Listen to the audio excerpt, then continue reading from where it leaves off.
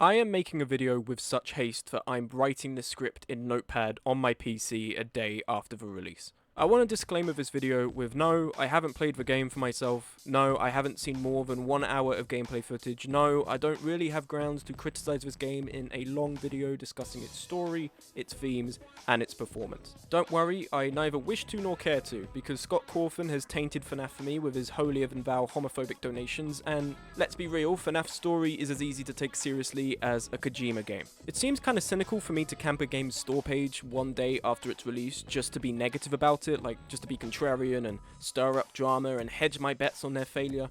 But I promise you that isn't my motivation. Despite my dislike for Scott Cawthon, I think FNAF is a staple, albeit a nonsensical one, of the horror genre, and it's been a genuine pioneer for this part of the gaming industry. As a kid, I loved coming home to see that Markiplier uploaded another episode of FNAF 2 or 3, or there's another FNAF theory on the Game Theory channel. But I am really tired of watching YouTubers praise and compliment this game for the most basic shit that first-person indie horror games have done just because it's FNAF. All the while, there are immersion-breaking bugs and tension-deflating glitches on their screen directly in front of them. Animatronics teleport so often you can literally see Roxy teleport back into the map after just disappearing. The daycare segment is such a missed opportunity, with Mr. Moon Guy supposedly unable to follow you into playground tunnels, and oh, no, he can, but he's just not animated to do it, so it's up in the air as to whether or not this is a glitch or just a really scuffed animation. So I'm editing the issues the game has segment in regards to the AI teleporting, and I was looking at Fusion's gameplay footage. This is the most I can zoom it in, but keep your eyes focused on the top right. The daycare attendant literally spawns in mid-air. Like, if you look here, there's no shadow, there's nothing that indicates he's jumping off of something. He just appears mid-air.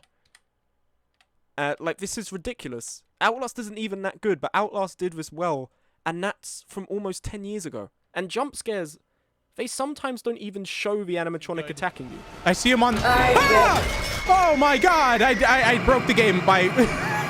Okay, Smug, if you're not here to piss on our parade and just beat up on Steel Wool, why are you listing all of these flaws in a video you made a day after the release? It's a day one release of an inexperienced team. They're gonna patch this eventually. You're really gonna complain this much about an $8 game just because you think Scott is a homophobe? Security Breach illustrates the massive issue where games are pushed out, not even finished, and then patched into a playable condition a year down the line. This is the same for Battlefield 2042, and while these games are not even in the same stratosphere of comparison, I don't think it's particularly fair that people pay as much as they do for something that isn't justifying the price. The transaction is not saying pay $100 for a game that will be somewhat fun in 2 years since release. It's saying that you're gonna pay $100 for a game that will be fun to play and complete on the designated day of release. This isn't me trying to say, oh, gamers are victims, the true fans of FNAF have been betrayed, or whatever. Because usually they're ungrateful, and they're the ones advocating for crunch, and they don't really care about the dev team's well-being in the first place. Game developers are victims of the industry, forced to work long hours for sometimes no pay, and I'm not here to say that the people at Steel Wool didn't bust their asses to make a good game by the sell date. What I am here to say is that I don't think it's particularly fair to defend them on the basis of this is their first time, when the asking price for this is $40. A decision I imagine wasn't made by them, but nonetheless highlights the problem.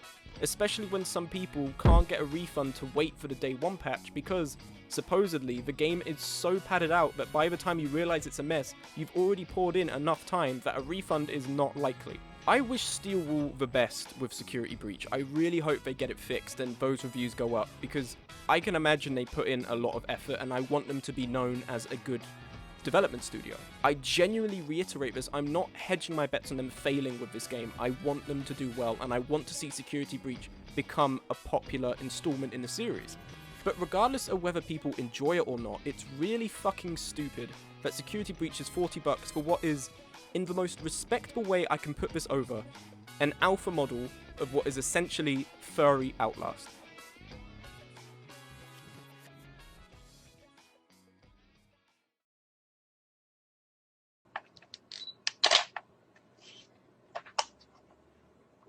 Yep, I'm jacking off to that.